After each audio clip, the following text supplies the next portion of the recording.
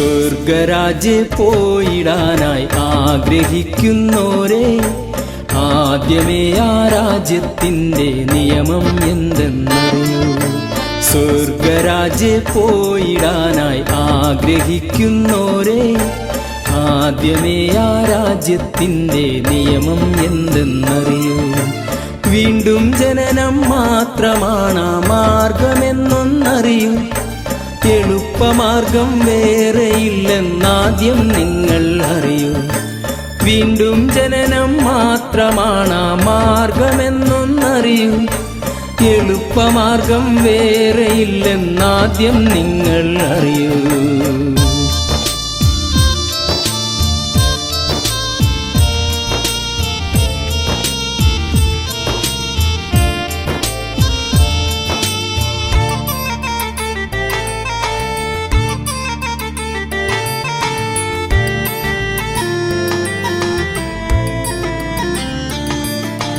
വീണ്ടും ജനനം എന്താണെന്ന് അല്ലേ നിങ്ങളുടെ ചോദ്യം?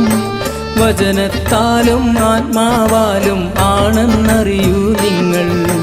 കെടാത്ത ബീജം ദൈവത്തിൻ്റെ വചനം എന്നൊന്നറിയൂ. അതിനാൽ ദൈവിക ജീവൻ നേടാം, നിത്യത പ്രാപിച്ചിടാം, നിത്യത പ്രാപിച്ചിടാം. സ്വർഗരാജ്യ പോയിടാനായി ആഗ്രഹിക്കുന്നോരെ ആദ്യമേ ആ രാജ്യത്തിൻ്റെ നിയമം എന്തെന്നറിയൂ.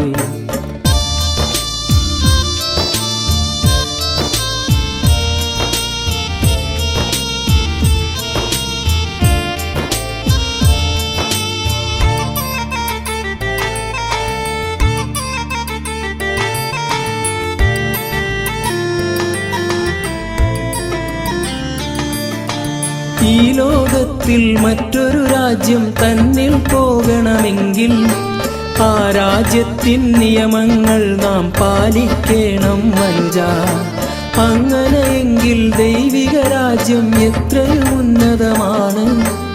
അതുപോലെ ആ നിയമങ്ങൾ അത്യുന്നതൻ്റേതാണ്, അത്യുന്നതൻ്റേതാണ്.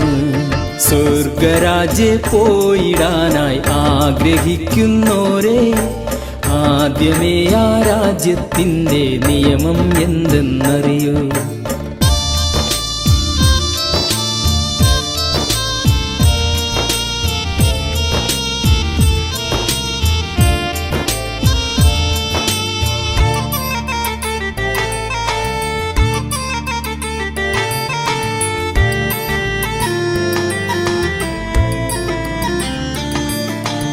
യേശുനാഥനെ കർത്താവായി വായ്കൊണ്ടേറ്റു പറഞ്ഞും ഹൃദയത്തിൽ അംഗീകരിച്ചാൽ മകനായി മകളായി മാറാം.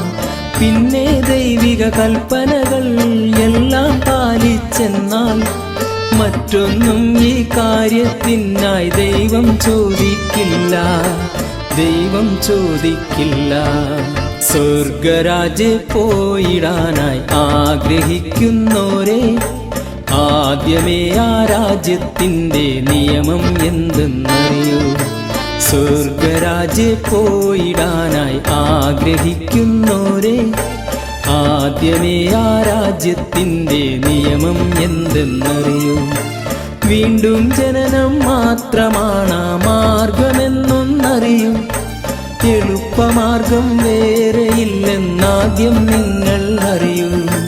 വീണ്ടും ജനനം മാത്രമാണ് മാർഗമെന്നൊന്നറിയൂ. എളുപ്പമാർഗം വേറെയില്ലെന്നാദ്യം നിങ്ങൾ അറിയൂ.